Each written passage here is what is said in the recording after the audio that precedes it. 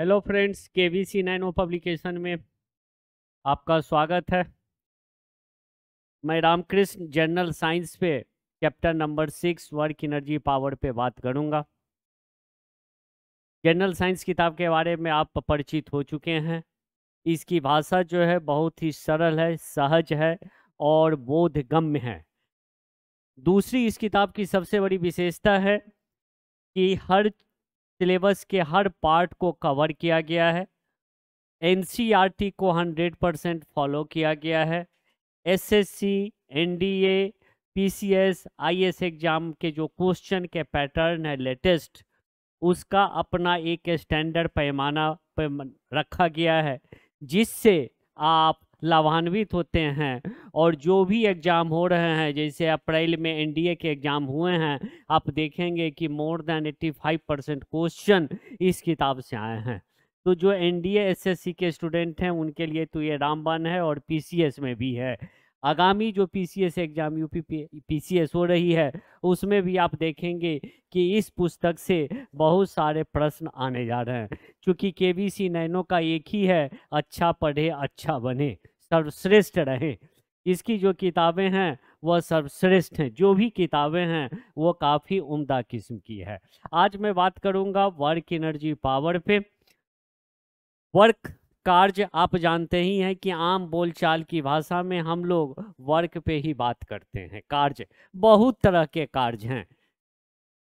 आप देखते हैं जैसे कि किसान जो है खेती करते हैं, एक वर्कर जो है मजदूर जो है ईंट उठाता है, मानसिक कर्म करने वाले लोग हैं, कार्य करने वाले लोग हैं। तो बहुत सारे चीज़ों को एक विद्यार्थी जो है जब आप पढ़ते हैं तो कहते हैं बहुत सारे कार्य हैं, बहुत सारे मेहनत करने पड़ रहे हैं। तो कार्य बहुत सारे चीज़ों को अपने आप में समाहित किए हुए है कार्य पे जब हम जाते हैं। लेकिन फिजिक्स में वर्क हम उसे ही कहते हैं जब वह डिस्प्लेसमेंट करता है। वर्क का मतलब होता है force into displacement. Work is done when a force acting on a body produces displacement. कार्य वही होगा जब वह उसमें विस्थापन करेगा। यदि कोई वस्तु विस्थापित नहीं हो रही है तो हम कह सकते हैं कि कार्य संपन्न नहीं हुआ। तो वर्क जो होगा वह डिस्प्लेसमेंट के साथ होगा। तो फिजिक्स में जो हम वर्क पे चर्चा करेंगे वह सिर्फ डिस्प्लेसमेंट पे चर्चा करेंगे, कि जिसमें डिस्प्लेसमेंट है वह वर्क है। वर्क जो है स्केलर क्वांटिटी है। आप जानते हैं कि वर्क जो है फोर्स इनटू डिस्प्लेसमेंट होता है। बल एक वेक्टर क्वांटिटी है, सदिश राशि है। विस्थापन डिस्प्लेसमेंट भी सदिश राशि है। लेकिन वर्क जो है वह अदिश राशि है, क्योंकि यह ट्रायंगल रूल को फॉलो नहीं करता है। ये कई बार आपसे पूछे गए हैं कि वर्क स्केलर क्वांटिटी है या वेक्टर क्वांटिटी है। तो वर्क जो है वह स्केलर क्वांटिटी है, और इसका यूनिट जो होता है वह न्यूटन मीटर होता है, या जूल कहते हैं। न्यूटन मीटर का मतलब है कि जब एक न्यूटन का एक जूल इन अ वर्क, जब हम 1 joule is the amount of work done on an object when a force of 1 newton displaces it by 1 metre along the line of the action of force. कि line of the action of force में जब 1 metre displacement होगा तो उसे हम work कहेंगे 1 Newton metre. और इसका जूल भी है यूनिट। तो इसके दो यूनिट है, न्यूटन मीटर है और जूल है। वर्क जो है 3 तरह के होते हैं, पॉजिटिव वर्क, निगेटिव वर्क और जीरो वर्क। पॉजिटिव वर्क हुआ कि जिस डायरेक्शन में, जिस दिशा में हम बल लगाते हैं और विस्थापन भी उसी दिशा में होता है, तो उसे हम कहते हैं धनात्मक कार्य। यानी फोर्स, लाइन ऑफ एक्शन जो होगा, जो डिस्प्लेसमेंट का होगा, वह जो होगा उस डायरेक्शन में यदि फोर्स अप्लाइड करेंगे तो उसे हम कहेंगे पॉजिटिव वर्क, यानी धनात्मक कार्य।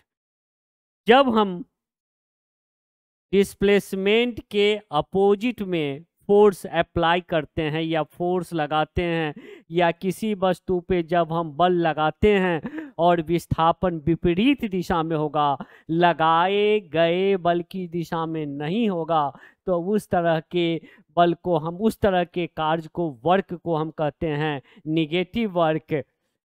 निगेटिव वर्क जो होगा वह होगा कि जब वह 180 डिग्री सी पे होगा, मतलब कि 90 और 270 के बीच में जब होगा, जैसे 180 में आप 90 जोड़ते हैं तो 270 होता है, मतलब 180 डिग्री सेंटीग्रेड पर, जैसे 180 डिग्री पर यदि हम बल लगाएंगे तो उसे हम कहेंगे निगेटिव फोर्स, यानी कि जिस दिशा में हम बल लगा रहे हैं विस्थापन उसके विपरीत दिशा में हो रहा है।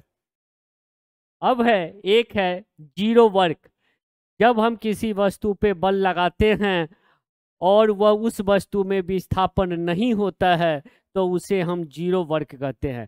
यानी 90 डिग्री पे जब हम कोई कार्य करेंगे तो जीरो वर्क होता है। आपसे पूछा, आप आम बोलचाल की भाषा में बोलते रहते हैं कि ये दिन भर चक्कर लगाता है, कोई काम नहीं करता है। चक्कर लगाने का मतलब हुआ कि फोर्स जो है हर हमेशा जो है वह 90 डिग्री पे काम कर रहा है, यानी जब 90 डिग्री पे फोर्स करेगा तो जीरो डिस्प्लेसमेंट होगा, तो उसे हम कहते हैं जीरो वर्क। वर्क जो है नेक्स्ट है कि जब फोर्स जीरो होगा, W is equal to FS है, जब फोर्स जीरो होगा तो वर्क भी जीरो होगा, क्योंकि W is equal to FS होता है। तो यदि F जीरो होगा तो ऑब्वियसली वर्क क्या होगा, जीरो होगा। अब वर्क जो है यदि किसी एंगल पे काम कर रहा है, वर्क तीन चीज पे डिपेंड करेगा, डिस्प्लेसमेंट पे, एंगल पे, किस एंगल पे वह काम कर रहा है और किस डायरेक्शन में फोर्स लग रहा है, तीन चीज पे वर्क डिपेंड करता है। अब एंगल पे है कि यदि कोई, आप देखेंगे कि एक खिलौना गाड़ी जो है, बच्चे इसमें स्ट्रिंग या रस्सी बांध के खींचते हैं, तो यहाँ वर्क जो होगा W is equal to F into displacement S into cos theta. It means F cos theta into S। ये एंगल जो है ये थीटा है, इस एंगल पे जो वर्क करेगा तो उसे, मतलब यहाँ जो वर्क का मैग्नीट्यूड होगा, जो मात्रा होगा, वह डिपेंड करेगा एंगल पे कि किस एंगल पे वह कार्य कर रहा है। अब यदि यह एंगल कॉस थीटा यदि 90 डिग्री हो जाए तो इसका मान होता है जीरो। इसका मतलब हुआ कि cos 90 is equal to zero, मतलब जब 90 डिग्री पे होगा तो कोई भी वर्क नहीं होगा। अब एंगल यदि होगा, अब सर्कुलर पाथ में जब कोई बॉडी मूव करेगा, जैसे आप करते हैं, अर्थ रोटेट करता है, अर्थ कोई वर्क नहीं कर रहा है, फोर्स तो लग रहा है, रोटेशन तो है, क्यों?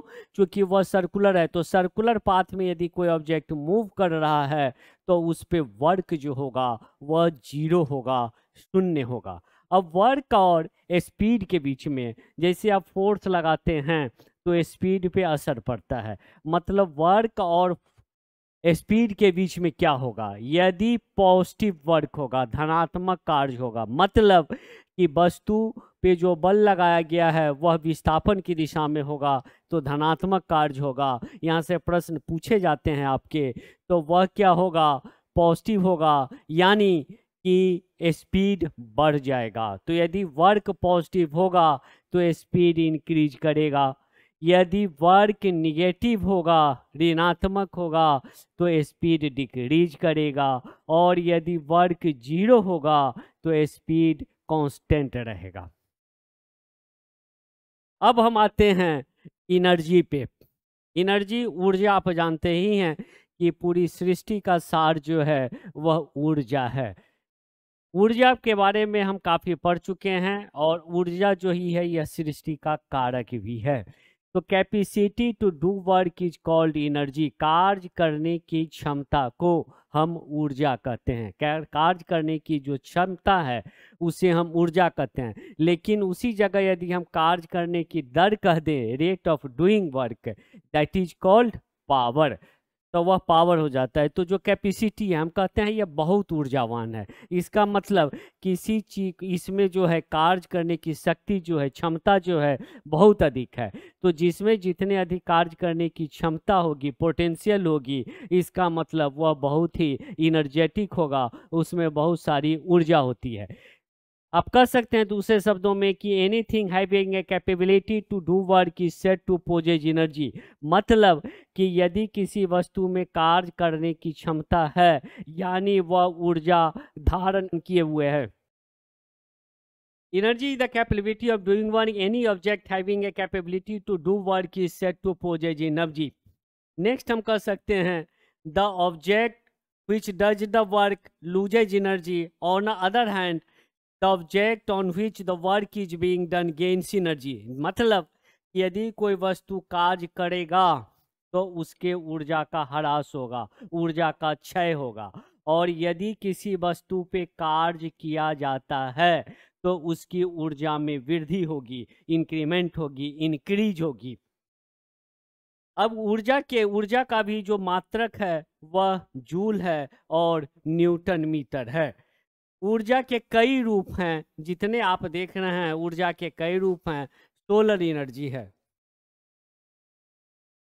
सोलर एनर्जी है। सोलर एनर्जी का मतलब जो सन से हीट हमें मिल रहा है। आप जानते हैं कि सूरज से 3 तरह की प्रकाश की किरणें आती है। लाइट में मैं इस पर विस्तृत डिस्कस करूंगा।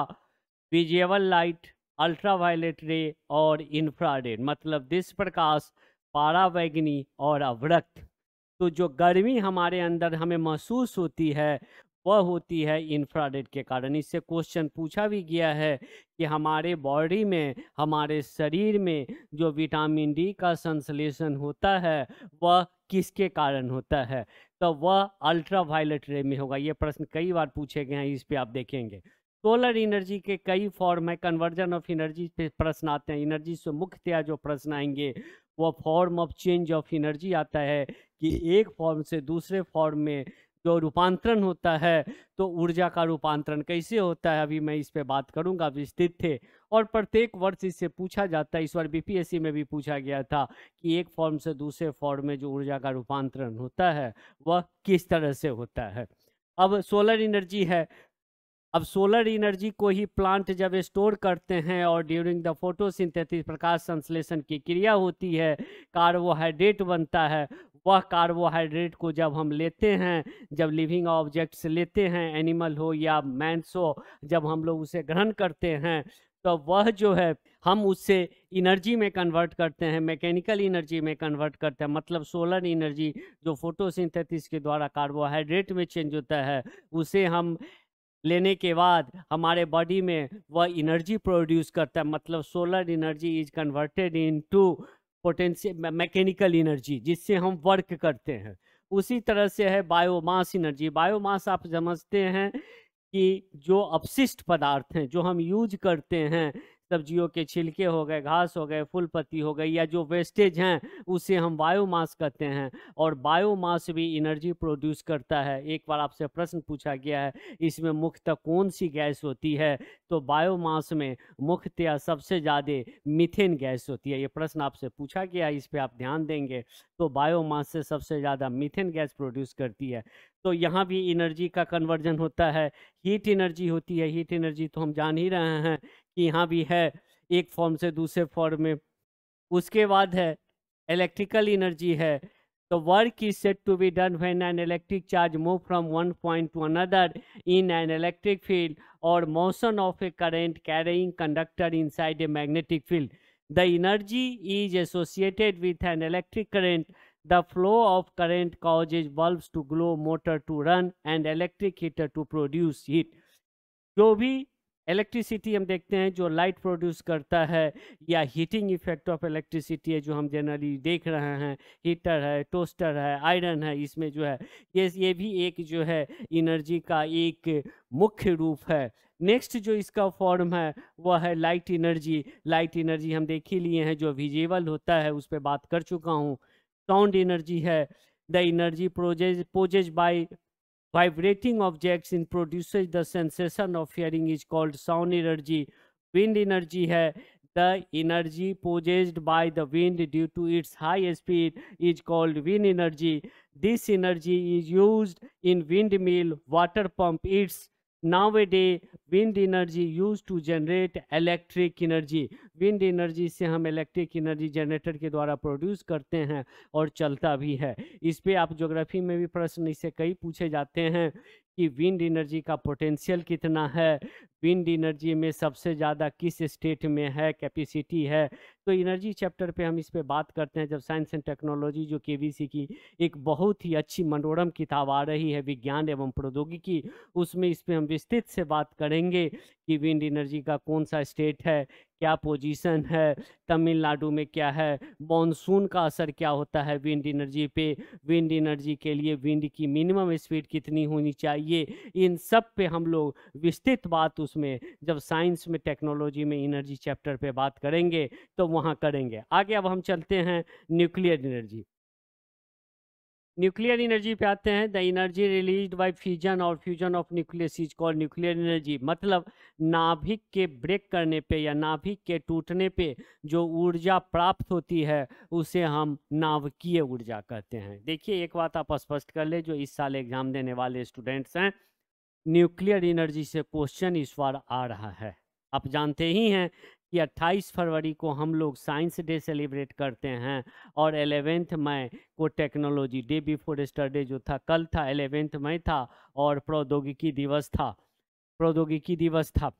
अब जो है क्योंकि न्यूक्लियर एनर्जी के मामले में जब हमने ये घोषणा की थी, जब न्यूक्लियर एक्सप्लोजन 1998 में किया था, दो एक्सप्लोजन किया था 11 में और 13 में, कोई से क्वेश्चन भी पूछे गए हैं एसएससी में कि सबसे पहले एटमिक एक्सप्लोजन हमने कब किया था, तो 1974 में किया था। तो ये प्रश्न पूछे गए हैं, ये प्रश्न आपसे पूछे जाएंगे, इसलिए पूछे जाएंगे कि 25 वर्ष हुए सिल्वर जुबली ईयर हम लोग मना रहे हैं प्रौद्योगिकी दिवस का।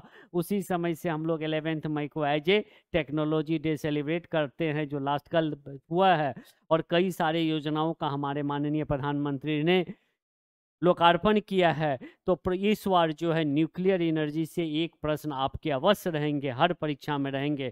तो एनर्जी चैप्टर आप देखेंगे तो न्यूक्लियर एनर्जी में आएंगे। जैसे मैं कह रहा हूँ कि केवीसी नैनो की किताब जो आ रही है विज्ञान एवं प्रौद्योगिकी, उससे बिहार के पीपीएससी और यूपीपीसीएस के छात्र जो होंगे, क्योंकि हिंदी माध्यम की वो अद्भुत पुस्तक है जिसमें बहुत ही सहज बोधगम्य एकदम आम भाषा में प्रौद्योगिकी को समझाने का प्रयास किया है, जो कि अन्य पुस्तकों में उसका अभाव है। तो विज्ञान प्रौद्योगिकी की जो किताब आ रही है हिंदी में, उसमें विस्तृत रूप से इस पर चर्चा किया गया, बहुत सरल शब्दों में।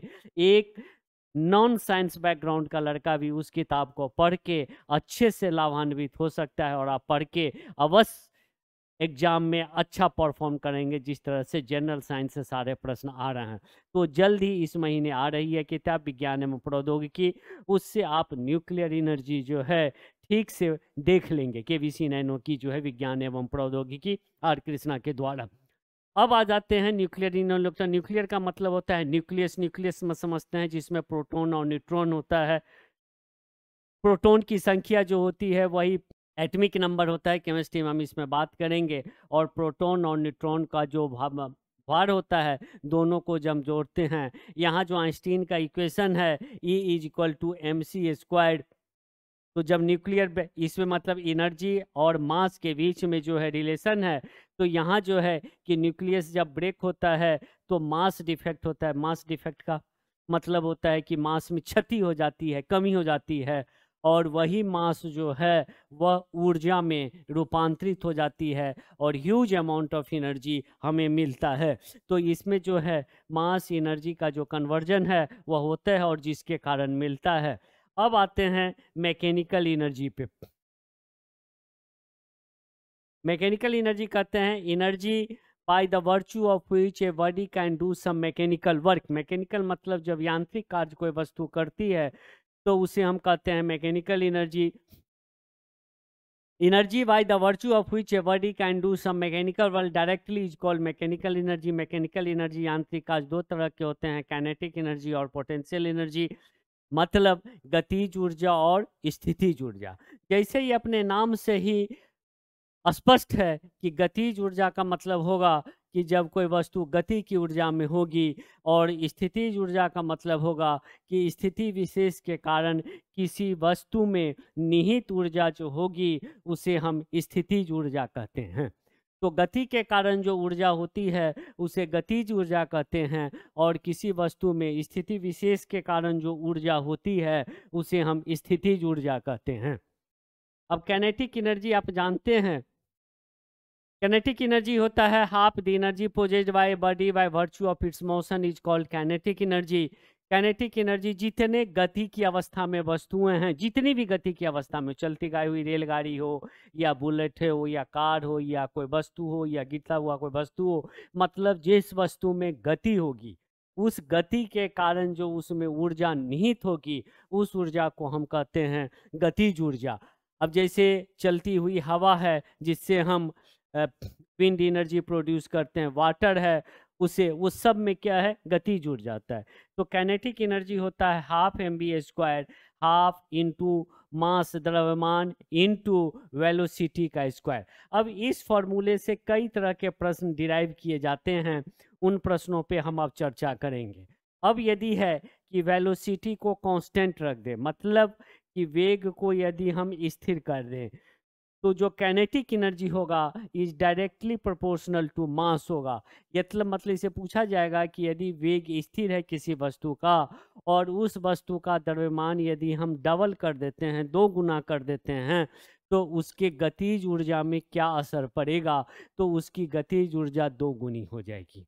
उसी तरह से है if the mass of a body, यदि उसके द्रव्यमान को हम आधा कर दें, if the mass of the body is reduce to half, the kinetic energy of the also body also gets half.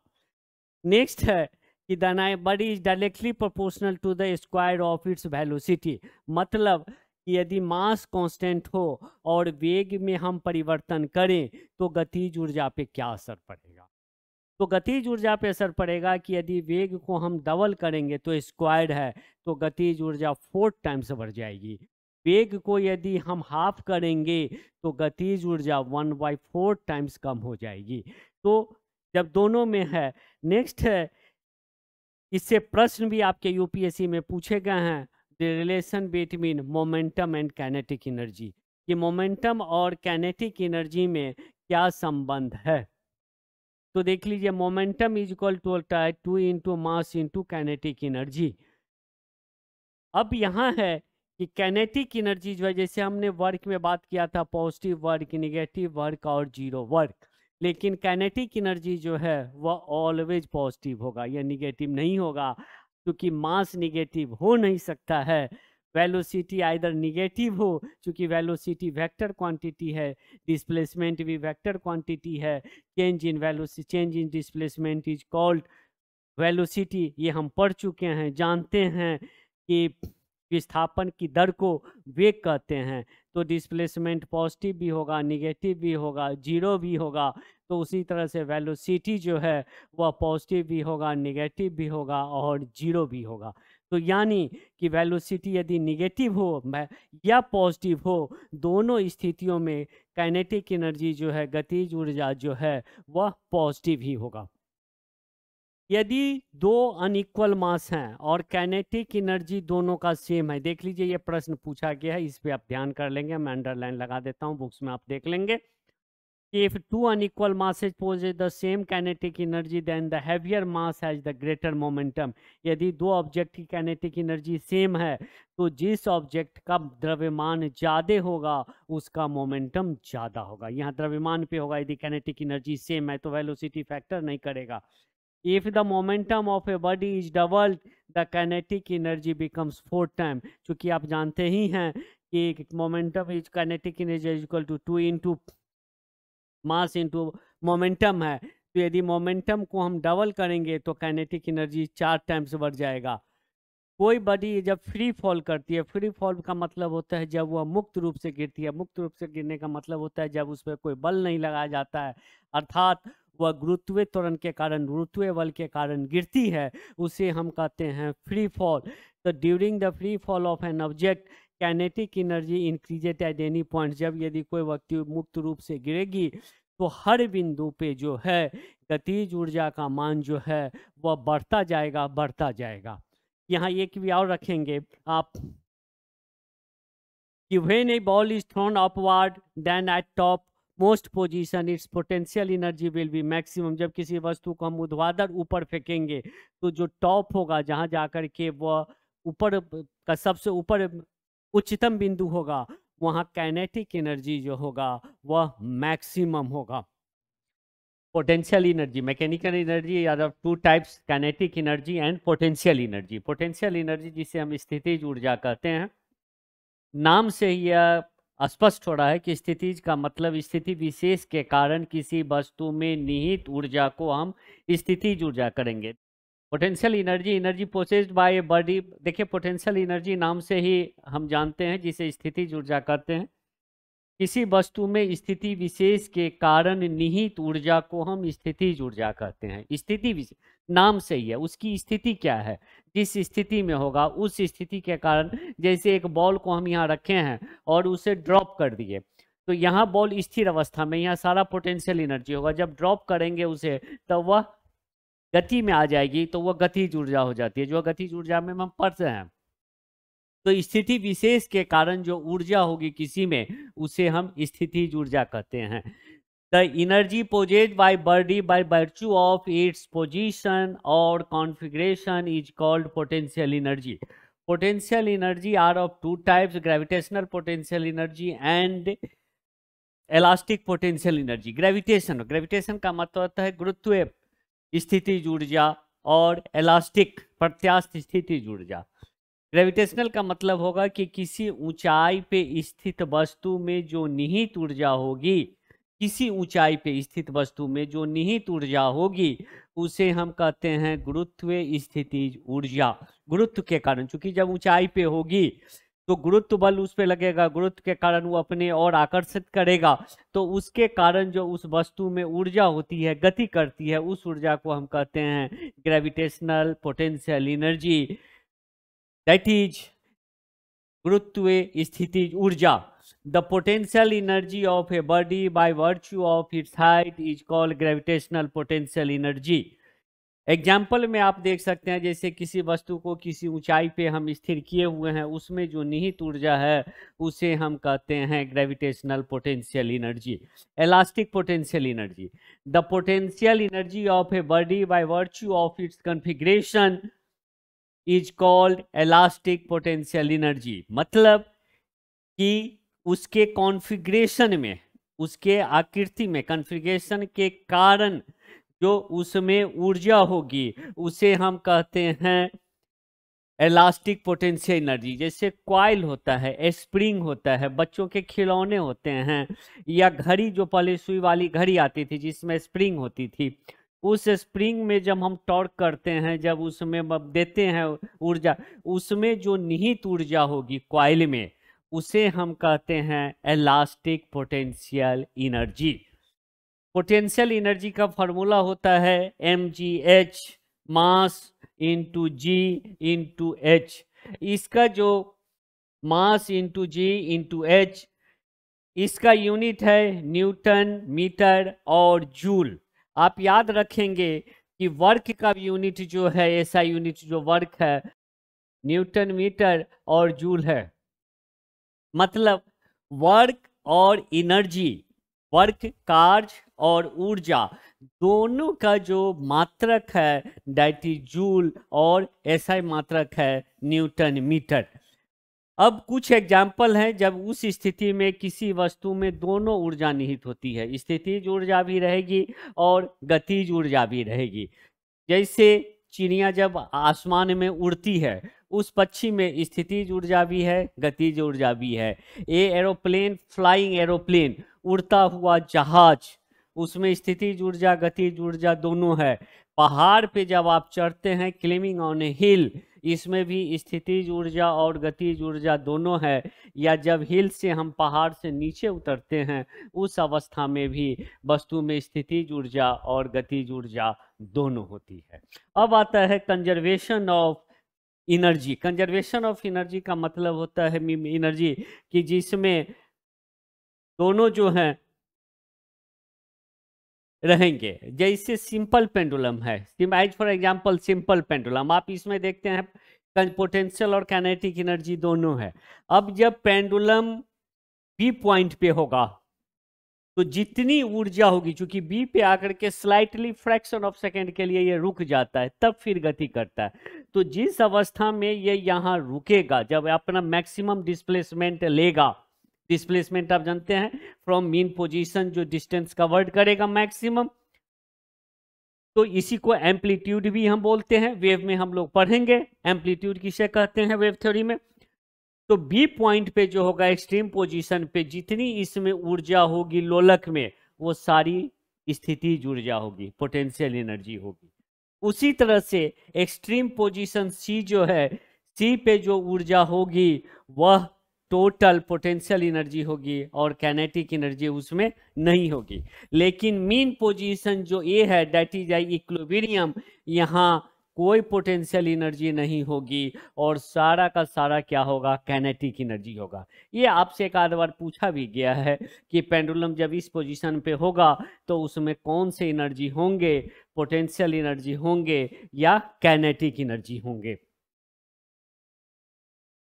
अब देखिए एनर्जी से जो इस चैप्टर से वर्क एनर्जी पावर से जो क्वेश्चन बनाएगा, तो या तो पावर से यूनिट पे पूछता है, जो अभी हम बात जस्ट करेंगे आपसे, या जो मैक्सिमम प्रोबेबिलिटी है क्वेश्चन बनाने का किसी भी एग्जाम में, आईएएस का एग्जाम हो या पीसीएस का एग्जाम हो या एसएससी का एग्जाम हो, जिसमें जो वर्क एनर्जी पावर चैप्टर से क्वेश्चन बनाए जाते हैं। हर चैप्टर में मैं आपको आगाह करता हूं कि यदि इस चैप्टर से प्रश्न बनेंगे तो उसकी प्रकृति कैसे होगी।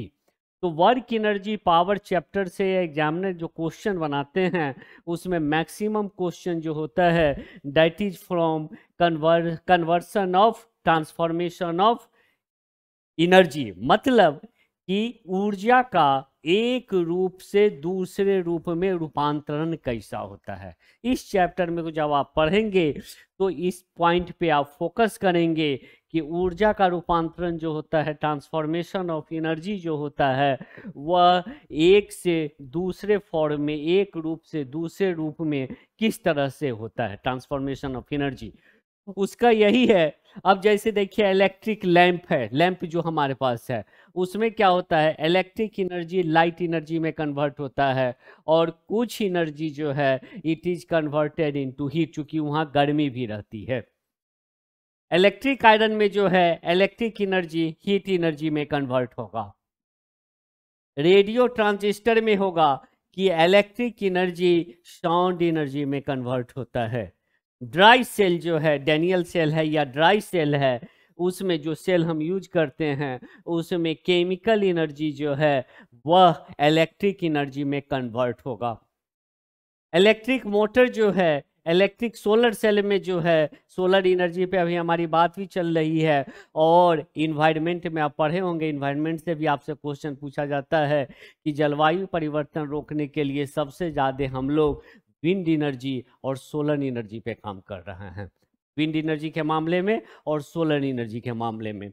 तो सोलर एनर्जी जो है, सोलर एनर्जी में सनलाइट से इलेक्ट्रिकल एनर्जी आएंगे। मैं पहले ही बताया हूँ कि केवीसी नैनो की जो विज्ञान एवं प्रौद्योगिकी आ रही है एकदम अद्यतन अपडेट, और अभी तक की जो उसमें अद्यतन सूचनाएं हैं या डाटाज हैं, बहुत ही स्पष्ट भाषा में जब आप उसमें एनर्जी चैप्टर में जाएंगे टेक्नोलॉजी वाले में, तो बहुत ही आसान भाषा में वहाँ लिखा गया है। वह किताब जल्द बाजार में आ रही है, आप उसे अवश्य पढ़ें।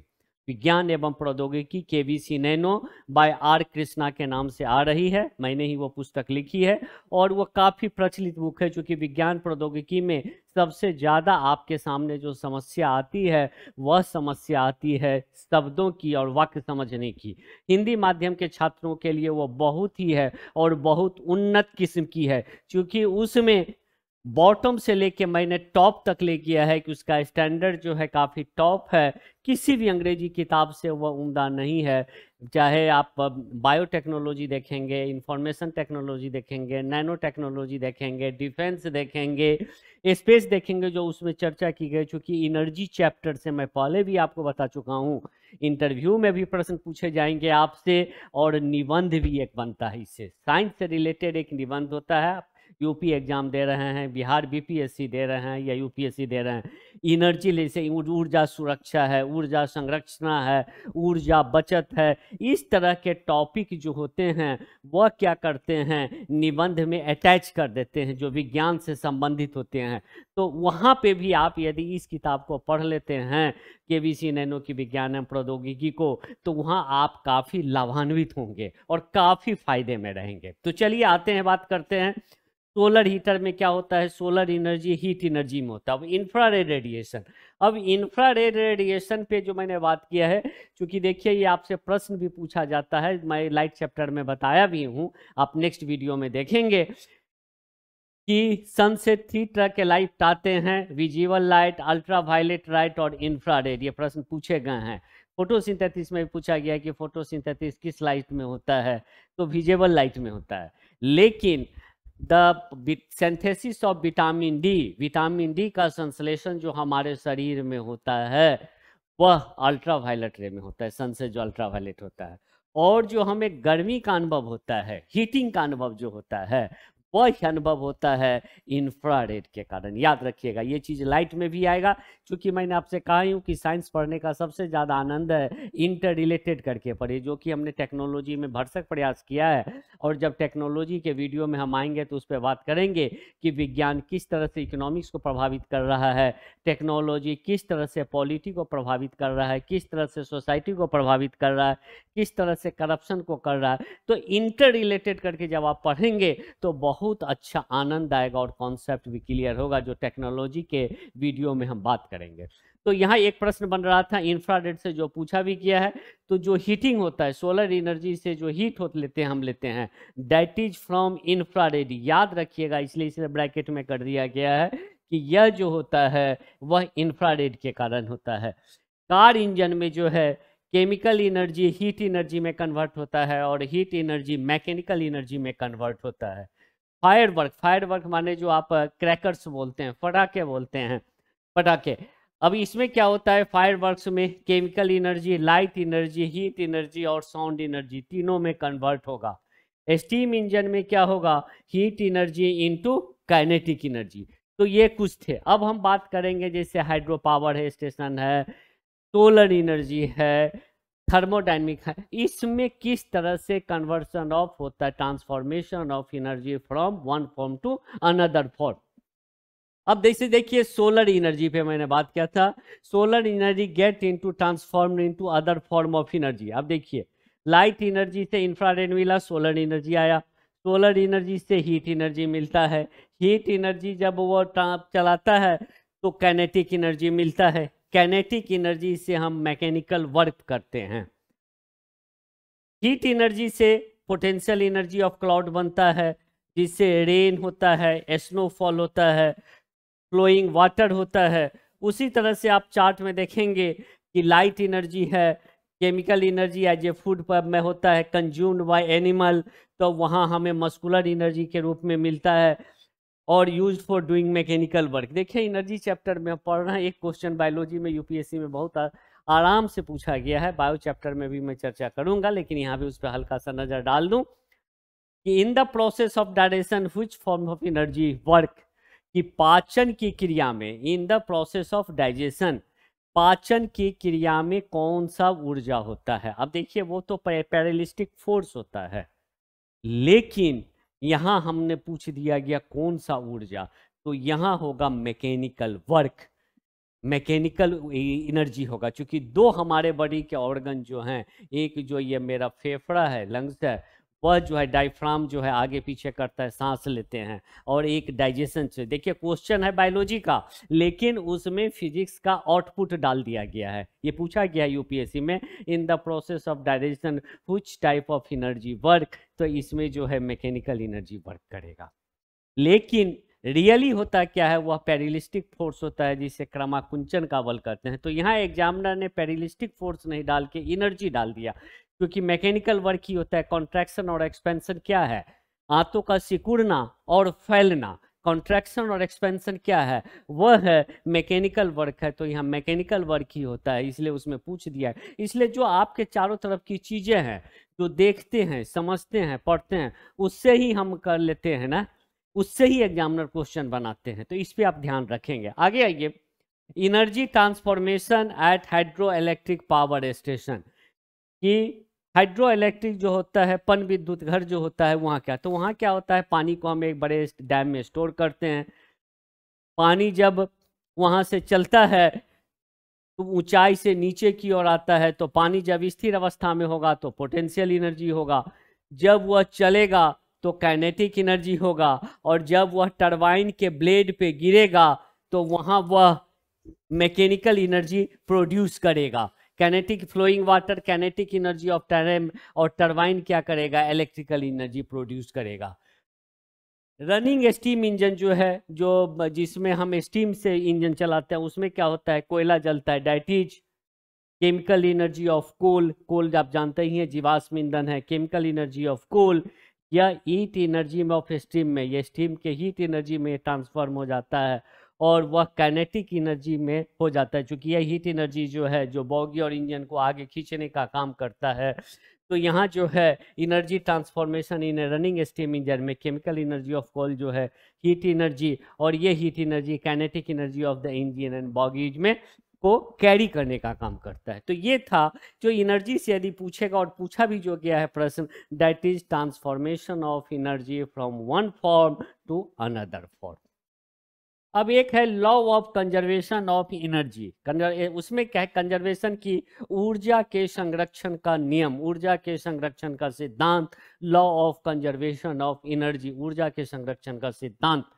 उसमें है energy can be transform from one form to another, कि ऊर्जा एक रूप से दूसरे रूप में रूपांतरित होगी, लेकिन कुल ऊर्जा का मान जो होगा, the total amount of all the energy remains the same. Energy can be neither created not destroyed, ऊर्जा ना तो उत्पादित किया जा सकता है ना तो उसका विध्वंस होता है, but it can transform from one form to another form. Next, whenever one form of energy disappears, जब किसी एनर्जी एक रूप से डिसअपियर हो जाती है, N equivalent amount of energy in other form appears. Next जो है, the total energy before and after transformation always remains constant, कि जो टोटल एनर्जी होगा ट्रांसफॉर्मेशन के पहले और ट्रांसफॉर्मेशन के बाद वह कांस्टेंट होगा। The total energy of energy before और after transformation is constant. The energy of a freely falling body is conserved. A freely falling body has the same energy at every. यदि कोई वस्तु निर्वात रूप से, स्वच्छंद रूप से गिरती है, तो किसी भी पॉइंट पे उसके ऊर्जा जो होंगे उसका मान स्थिर रहेगा। दूसरा है कि जब दो स्टोन्स को हमें रगड़ते हैं तो उसमें जो स्पार्क होता है, दैट इज कन्वर्टेड, वहाँ जो दोनों की मैकेनिकल एनर्जी हैं वह हीट एनर्जी में कन्वर्ट होता था जब हम पत्थर रगड़ते हैं। अब आइए mass energy equivalence. Mass energy equivalence, Einstein का इक्वेशन आप पढ़े होंगे, E is equal to mc square. m is equal to mass and c is equal to velocity of speed of light. Speed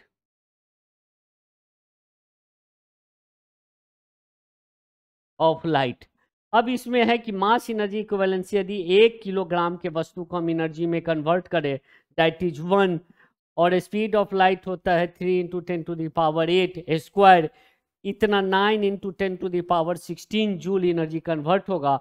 इसका मतलब कि 3000 मेगावाट पावर का जो hydro power station जो साल भर में एनर्जी प्रोड्यूस करेगा, उतना एनर्जी यदि 1 किलोग्राम के पदार्थ को हम टोटली कन्वर्ट कर दें एनर्जी में, उतनी ऊर्जा मिलेगी जितना 3000 मेगावाट पावर स्टेशन पूरे साल में एनर्जी जनरेट करेगा।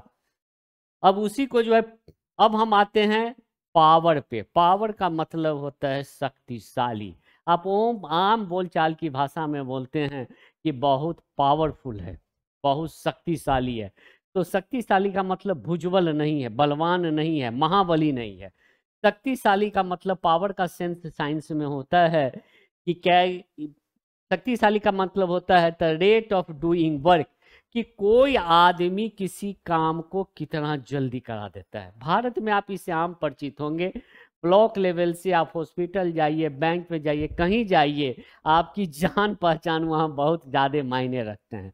आप आम बोलचाल की भाषा में बोलते हैं कि प्रमुख नौकरशाह या प्रमुख राजनीति के पास गए, उन्होंने झटके में काम करा दिया, बहुत पावरफुल आदमी है। ये आम बोलचाल की भाषा में आप बोलते हैं कि ये बहुत पावरफुल आदमी है, झटके में ये काम कर देता है। मतलब कि कि the rate of doing work, मतलब किसी काम को किस रेट से, दर से, किस दर से काम करता है, मतलब काम करने की दर जितनी तीव्र होगी उतना पावरफुल होगा। पावर का यूनिट वाट होता है। ऐसा unit of power is called watt in the honour of James Watt. 1 watt जो होता है वह 1 जूल अपॉन 1 सेकेंड होता है, 1 जूल पर सेकेंड। पावर को हम लोग जनरली हॉर्स पावर में भी डिफाइंड करते हैं। 1 HP 746 वाट है, ये आपसे पूछा गया एक बार, और 1 मेगावाट 10⁻16 वाट है। ये बीपीएससी में आपसे क्वेश्चन पूछा गया है, और ये भी क्वेश्चन पूछा गया है कि 1 हॉर्स पावर कितना होता है, 746 वाट होता है। 1 मेगावाट कितना होता है, 10⁻6 वाट होता है। The energy used in industry, household and commercial establishment is used in kilowatt। हम जो कहते हैं कि इतना यूनिट बिजली का खपत हुआ, यूनिट का रेट इतना है, या आजकल राजनीतिक दल वाले बहुत करते हैं कि यहाँ 100 यूनिट फ्री है, 200 यूनिट फ्री है, इतने यूनिट तक हम कोई पैसे नहीं लेंगे, इतने यूनिट में हम लेंगे। वह यूनिट क्या है? That unit is kilowatt hour. वह क्या है?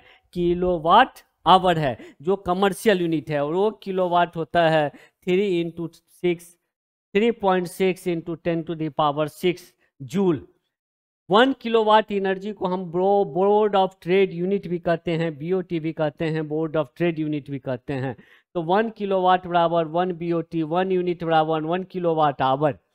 पावर को हम लोग फोर्स इंटू वेलोसिटी से भी करते हैं, mgh/t।